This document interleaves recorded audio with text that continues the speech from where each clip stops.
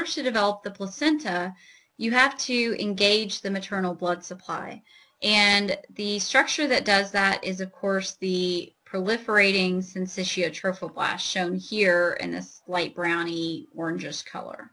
So as the implantation process occurs, by day 16, the embryo, and specifically the syncytial trophoblast, is invading the blood vessels of the endometrium, and the blood vessel walls are broken down, and you end up with, within this, what's called the intervillous space, just these lakes or lacuna of maternal blood.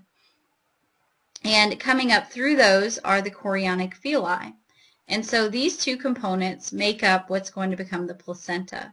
And at the beginning, this happens around the entire perimeter of the embryo. So you don't have just the one pancake-shaped placenta at first. It's surrounding the entire embryo. However, as development continues, this part here that's facing away from the umbilical cord, so from here to here, is the maternal blood connection is basically going to die away, and you end up with this nice smooth region capsule surrounding the fetus now. This is a 13-week fetus, and then you have this pancake structure, which is the placenta, which maintains the chorionic villi and the connection to the maternal blood supply.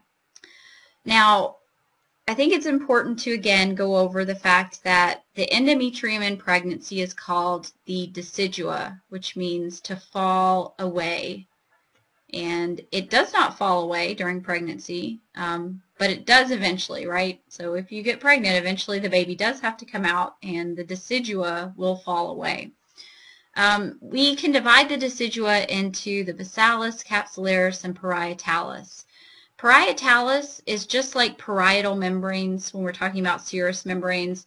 It faces the uterine cavity.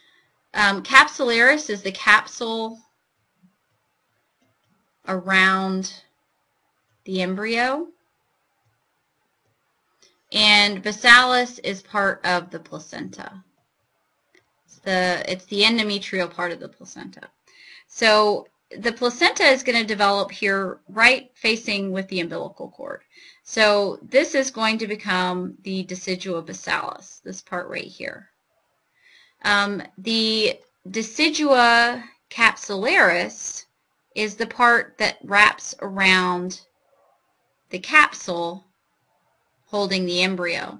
This image is not showing the whole uterus, but there is actually a larger uterus with a uterine cavity here. And so this part of the endometrium out here is called the parietalis, or decidua parietalis. And you can see that better here when they show you the entire uterus. So this is the uterus, outer wall of the uterus. Here you can see the decidua basalis here, the part of the uterus facing the placenta. The decidua capsularis is here, capsule, and then the decidua parietalis, they yet again don't have it labeled. It would be like right here, facing the cavity. The decidua capsularis is going to fuse with the amnion here, and those are going to form the bag of waters, or the amniotic sac.